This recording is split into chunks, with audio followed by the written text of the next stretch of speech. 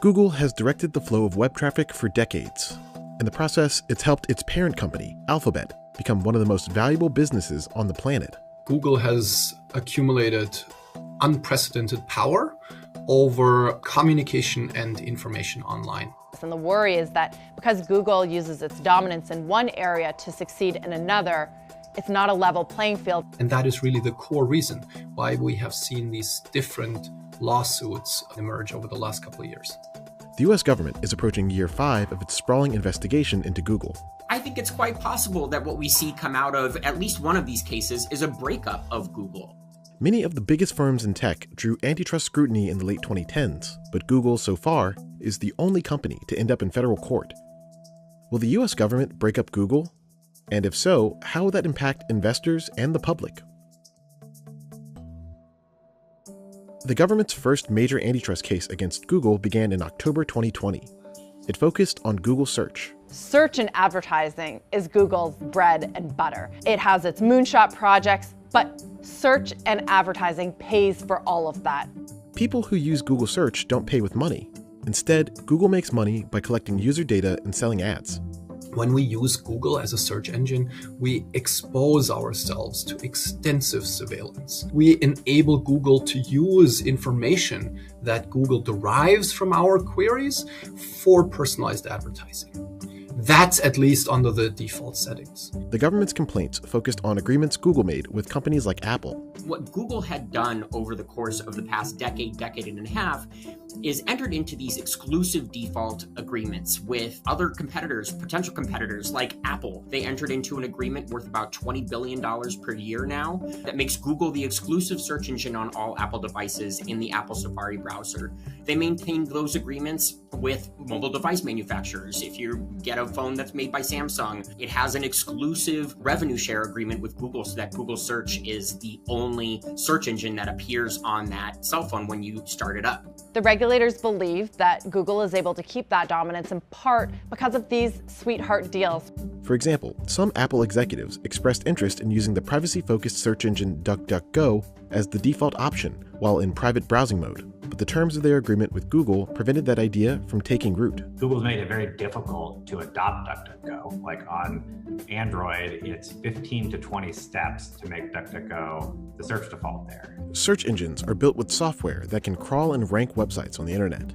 The process can cost billions of dollars if done at a scale to compete with Google. Google controls about 88% of the search engine market in the United States. Nobody can enter this market and credibly compete with Google. The Google search trial included depositions from high-profile witnesses, like Microsoft chief executive Satya Nadella.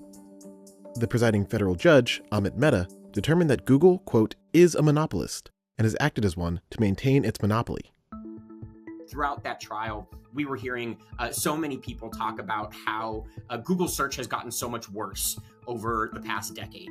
Google does not, when it comes to local search, show the information it determines is the best. It simply self-preferences its own inferior content above everyone else. The government's second major complaint began in 2023, with a focus on online ad technology. Back almost 20 years now, Google had acquired businesses like DoubleClick to consolidate the entire ad tech ecosystem. If you're a website, you plug into a publisher ad server. If you're an advertiser, you plug into an ad network on the other side, and then you meet on this exchange in the middle. And because Google has maintained, allegedly, a monopoly across each of those properties, it is able to take 20 cents of every dollar that passes through its advertiser exchange. And that is far higher than any other ad exchange on the market because Google really is kind of unavoidable here. The trial on Google's monopoly power in digital ads began in September 2024 and is slated to run well into 2025. Google is also facing antitrust complaints from other businesses. A notable challenge came from Epic Games, the maker of Fortnite. The problem, Epic claims, is Google was charging a 30% fee on products within apps in its App Store. They were feeling unfairly restricted from accessing consumers directly.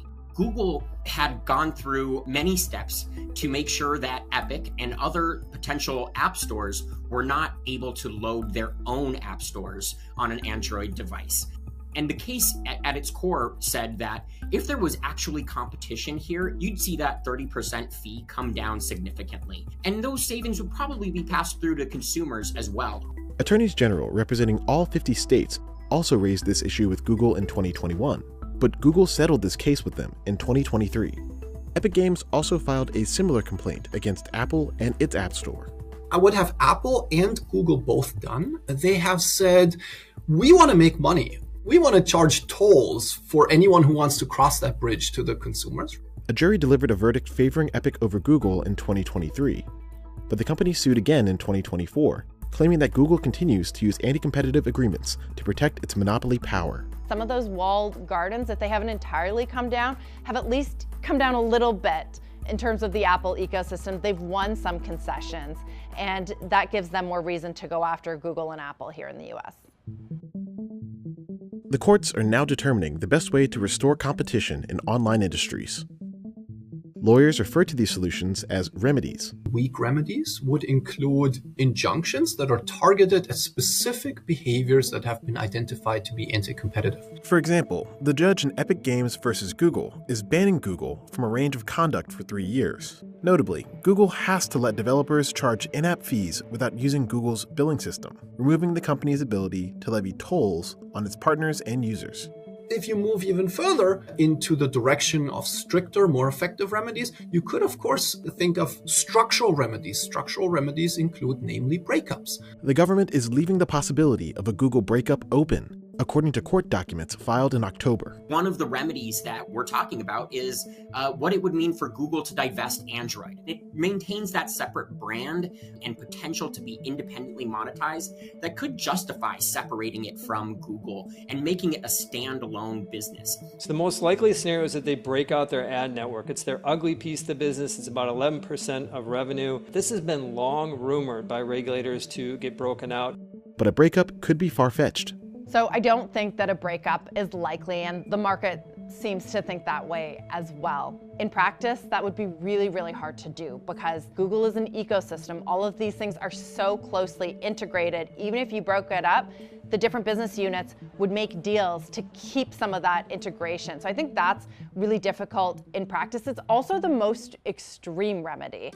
Google is expected to appeal the cases, but the company did not respond to CNBC's request for comment.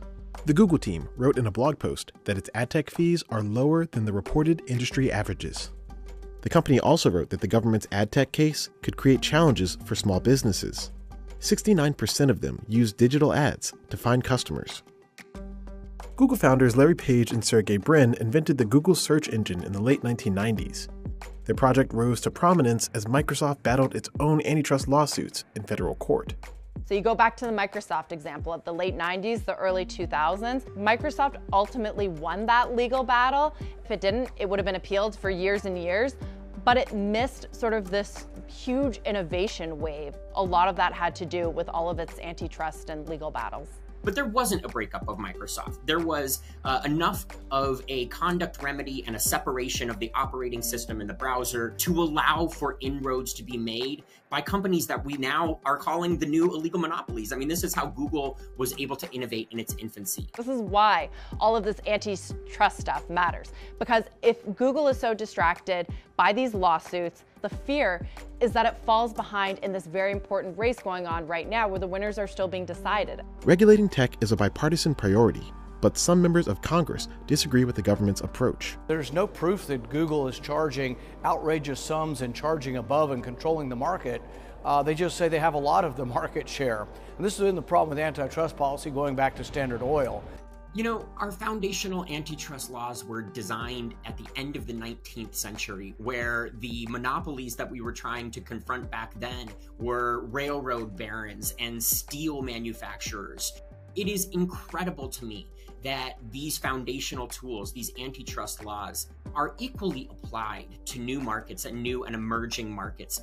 What we're starting to see here is a breadth of enforcement, not just against Google. We now have major antitrust cases pending against Apple, against Amazon, against Meta, against Live Nation Ticketmaster.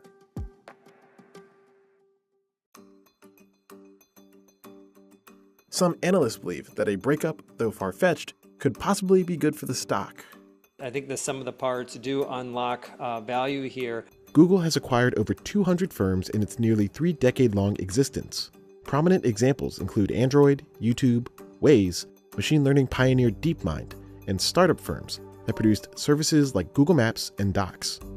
That said, Google is in a fierce competition to stay relevant as new technologies like cloud computing and artificial intelligence take hold. Google is the number 3 player in cloud, and cloud is really important in that it's the infrastructure, the back end for generative AI. But there's sort of a new race going on too. Google is very smart in that it's developing its own chips called TPUs that can handle some of the compute power. They still need NVIDIA, they still need GPUs, but they're creating their own technology to enable them to perhaps rely less on an NVIDIA. Amazon's doing a similar thing, so is Microsoft.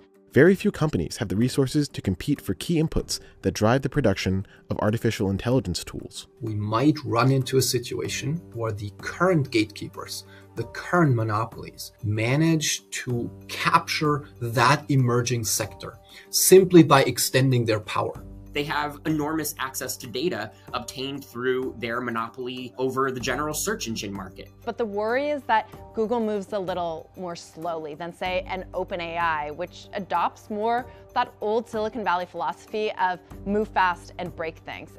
Since ChatGPT arrived and sort of stole that generative AI mainstream moment, you are seeing Google move faster. At the same time, Google has the most to lose. Can Google shift its whole business of search into chatbots with the same success and the same dominance that it's enjoyed over the last few decades?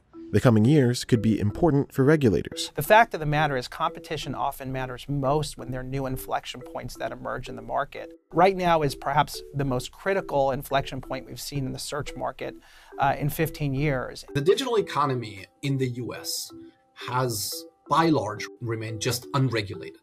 Antitrust law is kind of the only thing that's happening at all. The government's battle with big tech companies started while former President Trump was in office. If he were to take office again, the cases are likely to move forward. Democrats are looking for sharper antitrust enforcement too.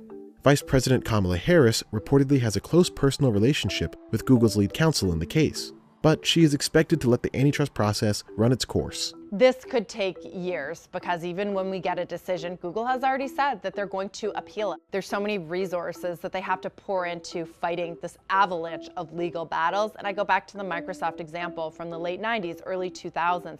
That can sort of erode innovation at the edges for many, many years. We really need to kind of put our faith in the fact that breaking up monopolies is critical to making sure that that innovation benefits consumers. American people, working families can benefit from that innovation. That's really what this antitrust project holds.